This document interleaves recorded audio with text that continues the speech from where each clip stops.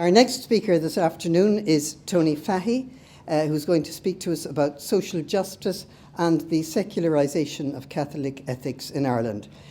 Tony is Professor Emeritus of Social Policy in University College Dublin. Before joining UCD in 2007, he worked for 15 years as a researcher in the Economic and Social Research Institute. He's published on many aspects of social policy and social change, including social equality, housing, demography, and cultural and religious patterns. And Tony is the current chair of Social Justice Ireland. Tony Fahey.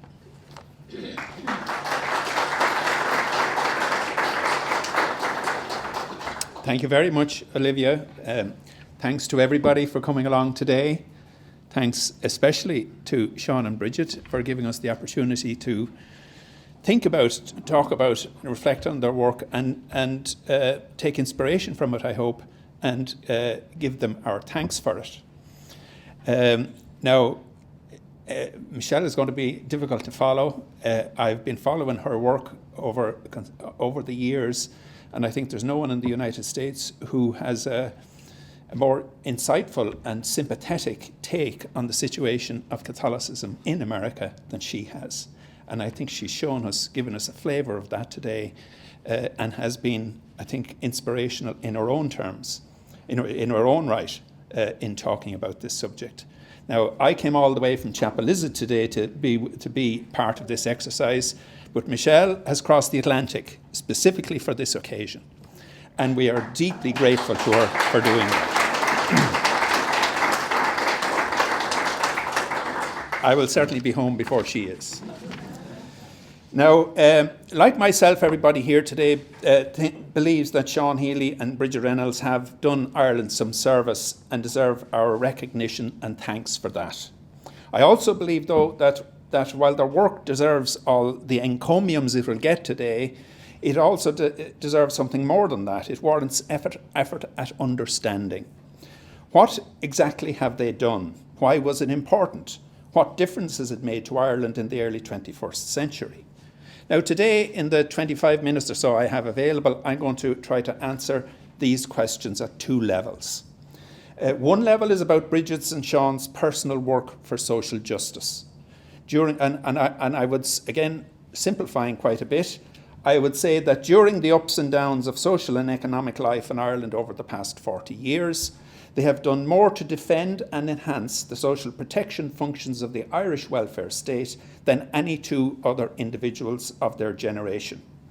In consequence, they have made a unique contribution to fairness and social justice. At no point did they do that on their own, but the sheer longevity, consistency, and effectiveness of their efforts, their promotion of the same message to such effect over such a long time, as I will talk about later, has been unique. Now, that role, in their case, had religious origins and motivations, as it had for many social justice activists in the Christian world in their lifetimes. I believe that we cannot get a rounded view of their place in Irish life without taking that context into account. And this brings me to the second level of assessment of their contribution, which stands back from their personal activities and looks at the significance of the social justice movement they took part in for the religious culture of Ireland in their era. Here I contend that the rise of social justice activism after Vatican II was an important, though by no means the sole strand, in a process of ethical secularisation that transformed the role of Catholicism in Irish life and had significant cultural and social effects.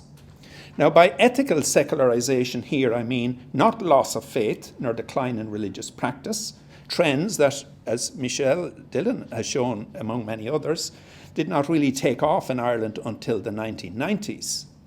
I mean rather a process that grew out of mid-20th century Catholic thinking on the proper relationship that should exist between the two core virtues of the Christian tradition, namely faith and charity. In the pre-Vatican II paradigm, faith, the domain of love of God as lived through the sacramental life of the Church, had primacy. Charity, the domain of love of neighbour, where human relations and their accompanying ethical codes could be thought of as the main concern, played a secondary supporting role. That role constrained charity with an obligation to support and reward faith. This constraining of charity occurred to such a degree that concern about the suffering that humans could cause to each other sometimes faded into the background of moral thinking, to be supplanted by worries about transcendental ends. Now, major strands of thought that fed into Vatican II challenged that subordination of charity to faith. A new paradigm emerged which looked back to the Gospels and found there a vision of charity as a co-equal virtue in its own right, standing alongside faith, but partly going beyond it. This semi-independent status of charity arose not least because, as the parable of the Good Samaritan suggested, love of neighbour could and should aspire to be universal and human in a way that faith could not. Importantly, recalling that the Samaritan was not of the faith community in Israel at the time, importantly, love of neighbour could be practiced by non-believers as well as believers, and could be directed at human betterment in the here and now, without necessary validation by links to the goal of eternal life. The further implication was drawn that for this bountiful human dimension of love of neighbour to be fully realised, charity should not be claimed as the exclusive property of any single faith. A certain delinkage of charity and faith had to occur to allow the universal scope of charity to be fulfilled. Vincent McNamara, a moral theologian of this period, summed up this idea by saying that in the sphere of ethics, for charity to fully flourish, and I quote, a certain kind and degree of secularisation is demanded by Christianity, end of quote. Now, I will come back to this idea later and talk of its effects on Irish Catholicism, and including on the social justice movement. But before that, I will turn back to my first level of reflection on our topic today, which deals with the personal contribution of Brigid Reynolds and Seán Healy to social justice in Ireland. Now, a key part of the Catholic institutional background from which their social justice work emerged was Pope Paul VI's encyclical of 1967, Populorum Progressio. This document brought a novel focus on human development and global social inequalities into the centre of Catholic social teaching, and threw down a challenge to all peoples and governments, not just Catholics, to tackle social injustices both in the world as a whole and in their own countries. The Pope's call was rapturously received by social justice movements that had been growing in many parts of the Catholic world, particularly in Latin America, since the mid-1950s.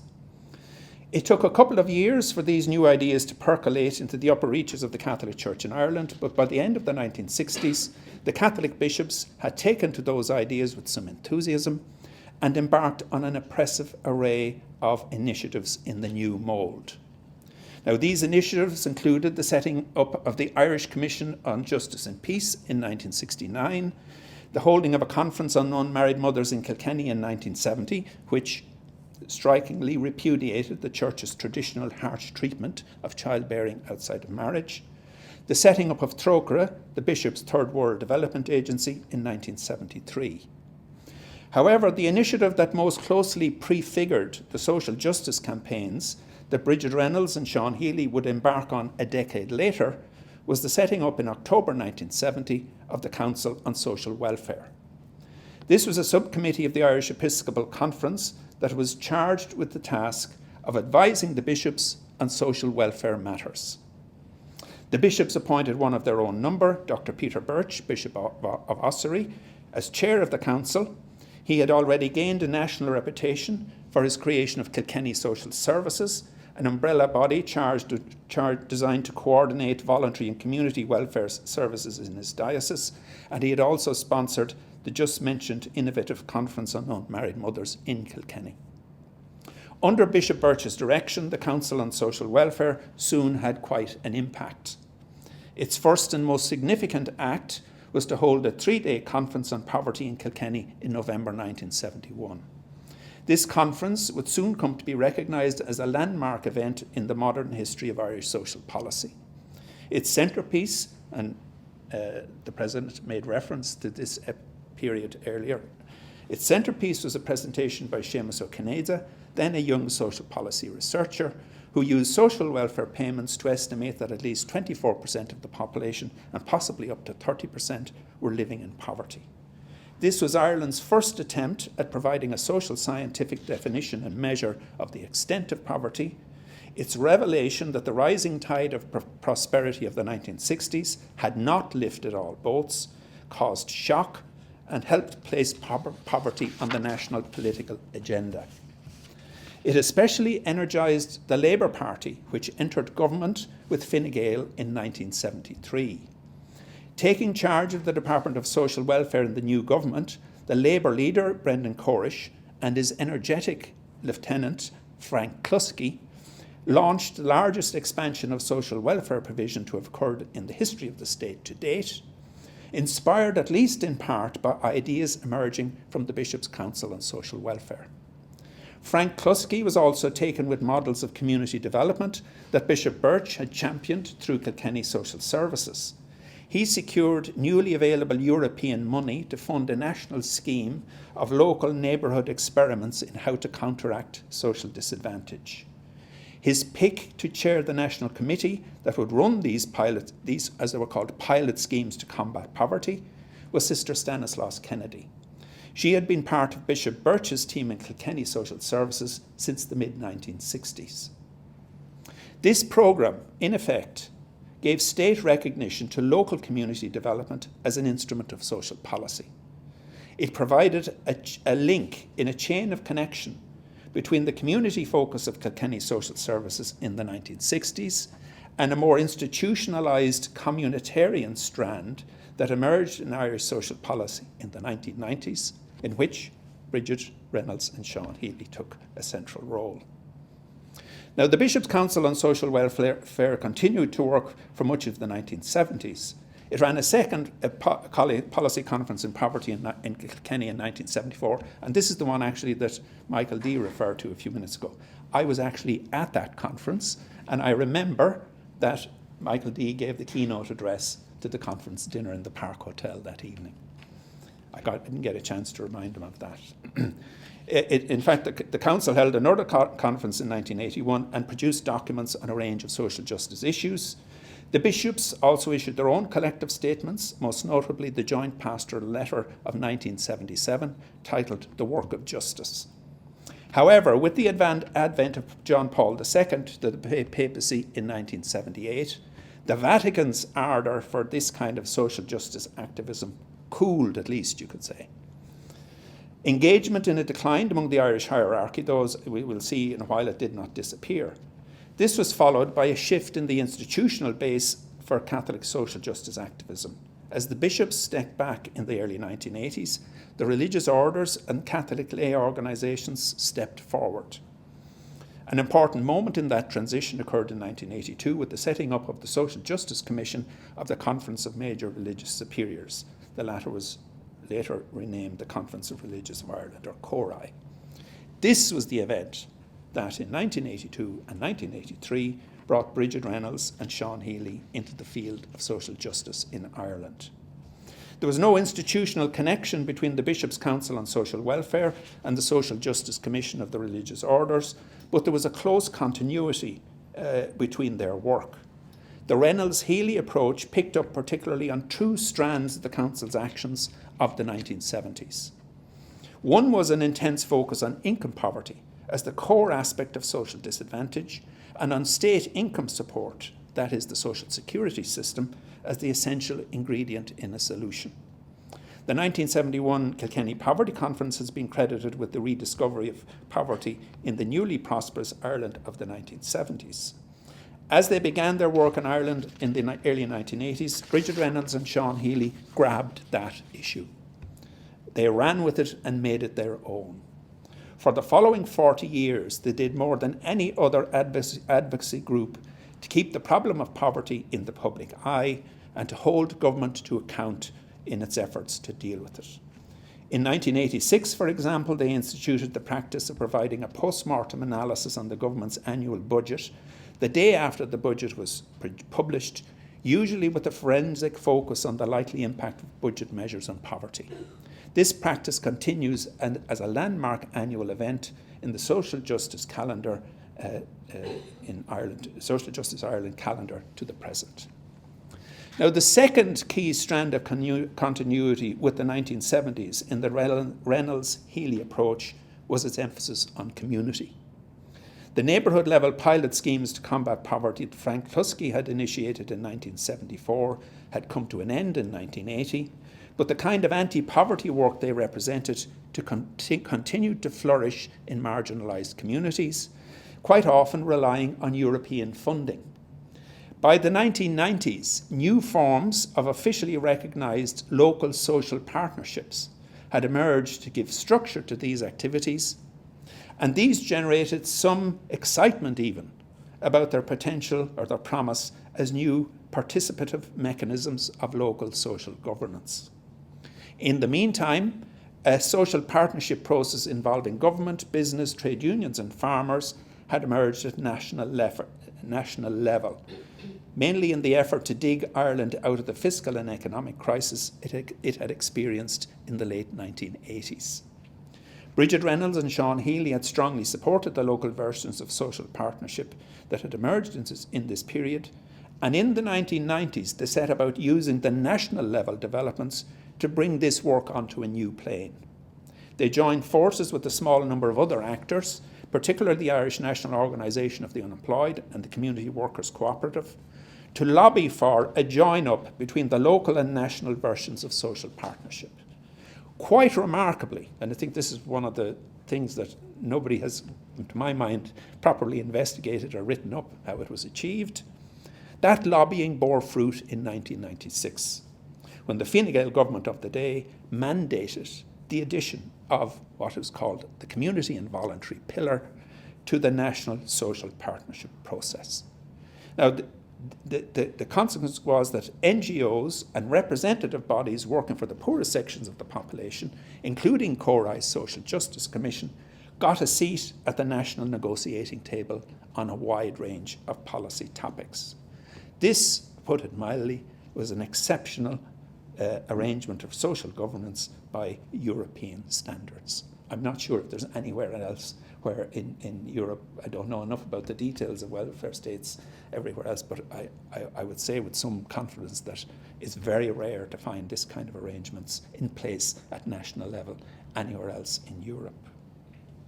Now, having been at the forefront of the drive to create this outcome, the Reynolds-Healy contribution relentlessly used the platform it provided to protect and expand the social security system as the national backbone of anti-poverty efforts. I won't say that's the only thing they did, but it was certainly the central, the most distinctive, and I would think the most important thing they did.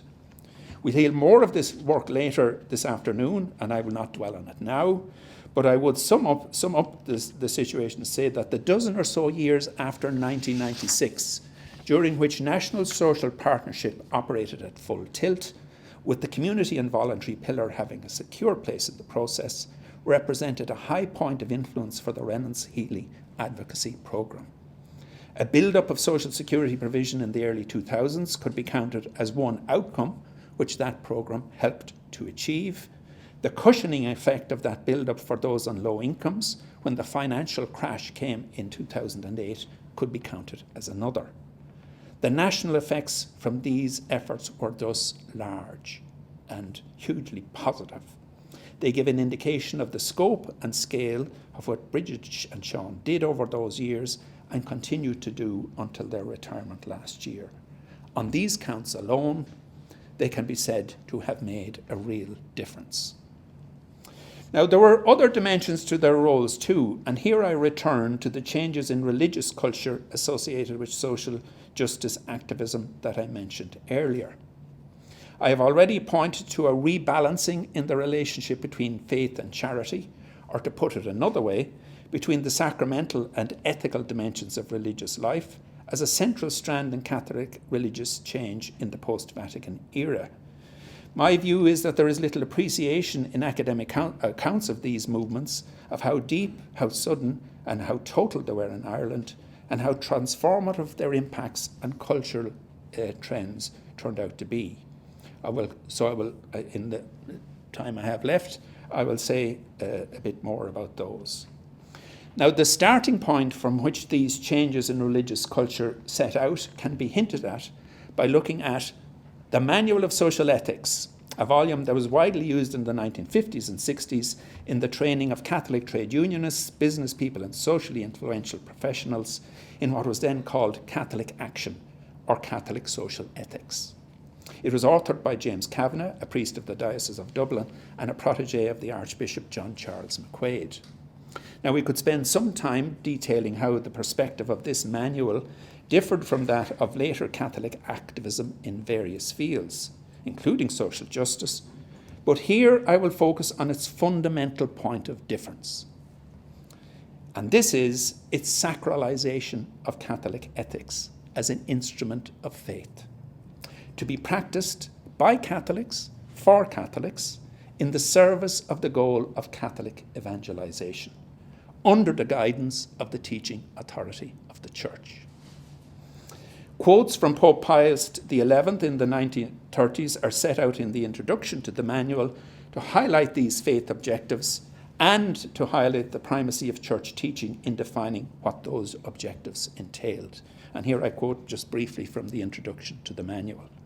Catholic action is in effect a social apostolate inasmuch as its object is to spread the kingdom of Jesus Christ.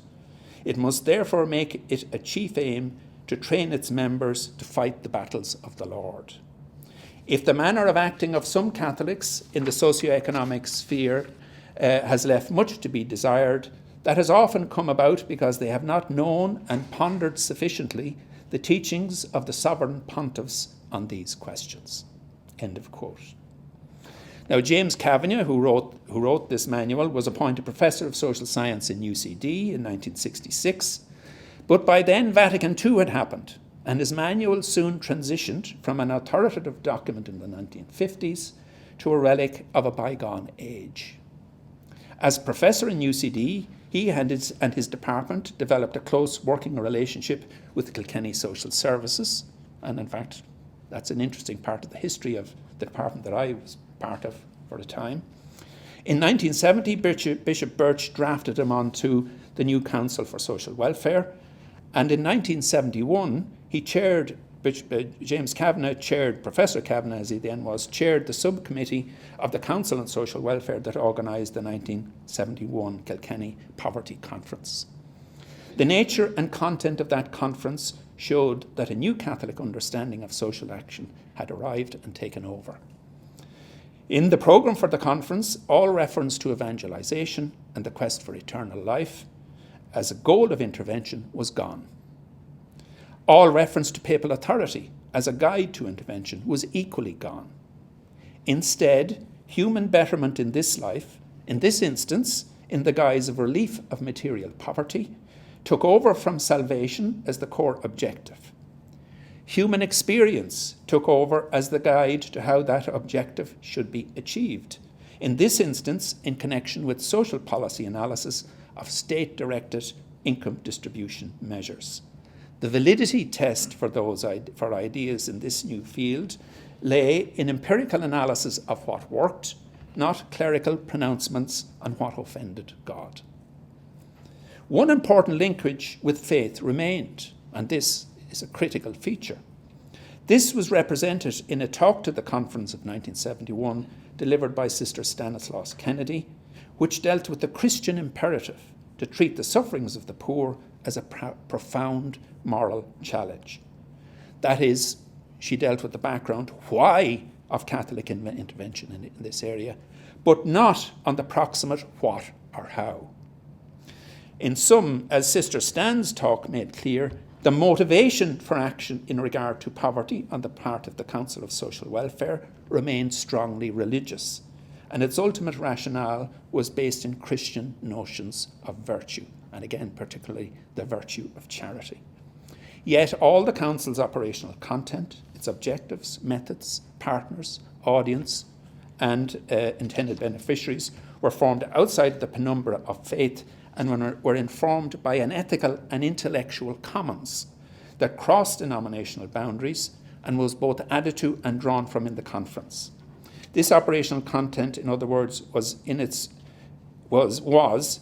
relative independence from faith, more or less secular, and was presented as properly having that secular character by the religious leaders who promoted it.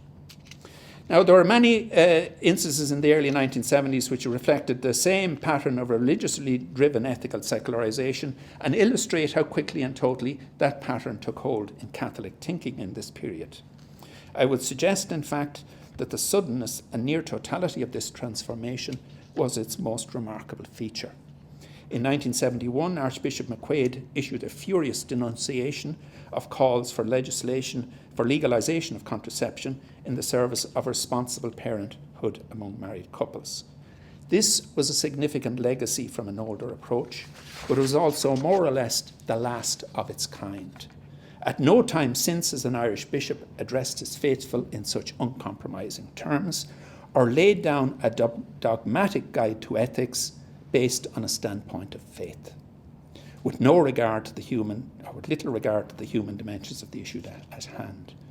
After McQuaid's retirement in 1972, no heavyweight advocate on the Irish bishop's bench persisted with his faith-based dogmatic style, and here I think there may be a major difference between what happened in the Irish Catholic Church and the American Catholic Church.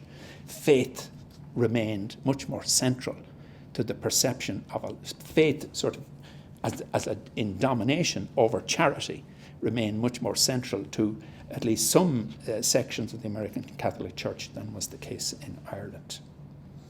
Now, Ireland today is nearly unique among European countries in having gotten this far into the 21st century without an upsurge of right-wing political populism or the emergence of a politically influential right-wing religious faction, again in contrast with the United States. A case could be made that the currents of religious change we're talking about here have contributed to this outcome by helping to preserve cultural cohesion and avert a slide into culture wars or identity politics. The Catholic social justice movement both represented and benefited from that pattern of cultural consensus, or near consensus, you might call it. It presented its case in secular terms, in the sense that I've just talked about. It focused on specific issues to be dealt with within established policy process, rather than on confrontational campaigning or fundamentalist disputes over questions of identity. And it steered clear of party political alignment or involvement. And again, the link between Catholicism and the Republican Party in the United States provides a very stark contrast in this context. So too, though, did other forms of activism are usually thought of as having a Catholic background, and this is where insights can be gained by paying close attention to what actually happened. An example is provided by the acrimonious referendum campaign on abortion, the pro-life amendment campaign, which took place in 1983. This was the period when Brigid Reynolds and Seán Healy began their work on social justice in Ireland.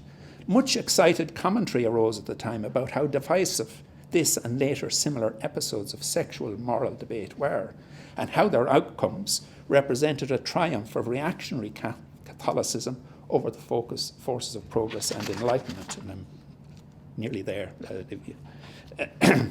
Contrasts were sometimes drawn between the progressive, liberal face of Catholicism represented by the social justice movement and the backward-looking illiberalism of the Catholic stance on the big moral questions of contraception, divorce, and abortion.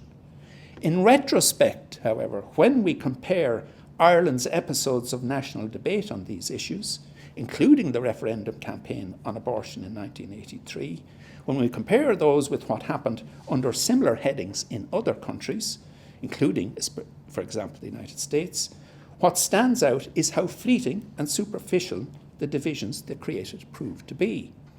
They represented periodic squalls in an otherwise steadily moving airflow rather than a growing perpetual storm.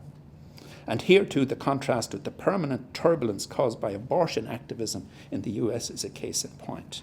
It is striking to note, for example, that neither the abortion referendum in 1983 nor the divorce referendum in 1985 had significant knock-on effects on the general election in 1987. That was the election where the economic crisis of the time hogged national attention. Indeed, and this is, I think, a really puzzling point, it is difficult to find any general election over the past 50 years which was disturbed by the after effects of the campaigns or referendums on sexual moral issues that regularly had occurred in the interval since the preceding election. These rows, as you call them, they were thrashed out, they were settled for the time being, and the system moved on. Now, here what stands out about these sexual moral controversies, when we look closely, is their structural similarities with social justice campaigns. For many participants, they had religious motivations, as many social justice activism also did. But otherwise, it is striking how secular they were. For example, as recounted in Tom Heskett's account of the 1983 abortion referendum, the lay leaders of the pro-life amendment campaign, and it was a lay movement rather than an episcopal movement, strongly advised their followers to avoid associating their cause with the stance of the Catholic bishops.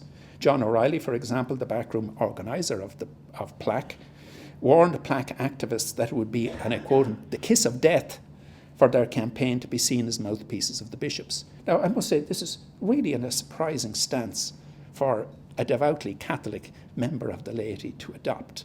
And it does say something very puzzling, or intriguing at least, about the nature. And we recall this is the early 1980s, when the standing of the Catholic Church was still very high in Ireland.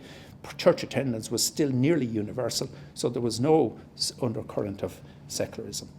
Now, William Binchy, the PLAC's chief public campaigner, who's himself a human rights lawyer, presented the abortion question as a standalone secular human rights issue to be resolved within the standard procedures of Ireland's constitutional democracy, and not fanned as a flashpoint in a wider struggle about Ireland's Catholic heritage. Now, I better stop here, and I'll just say in summation that in all these events then, the participants, and I would say the participants on both sides of the arguments, avoided the slide towards religiously linked populism that's happened almost everywhere else in the rich world in recent decades. And thus our status today as a system with no significant right-wing populism. As with the social justice movement, this is in part of the positive legacy of religious change that happened in Ireland in the course of Brigid Reynolds and Seán Healy's working careers. It gives a larger context in which the significance of these careers can be appreciated. Thank you all very much for your attention, and thank you, Seán and Brigid, for your support.